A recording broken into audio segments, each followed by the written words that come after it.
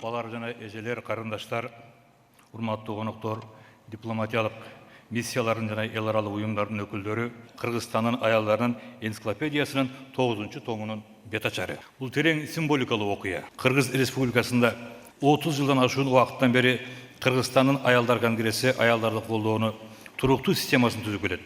Билим берүү, лидерликтүү өнүктүрүү, аймактык программалар жана эл аралык кызматташтык аркылуу конгресс алыскы аймактарга ноутбуктарды жеткирип, компьютер класстарды ачып, санариптик көндүрмдөргө үйрөтүп, гранттарды берип, өлкө боюнча аялдар үчүн реалдуу өнүгүү мүмкүнчүлүктөрүн түзүүдө.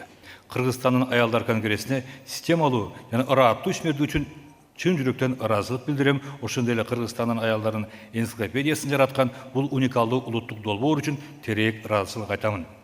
Кыргызстандын аялдарынын энциклопедиясынын 9-томунун жарыкка чыгышы бул жөн гана маданий окуя эмес, улуттук масштабтагы илимий коомдук долбоор.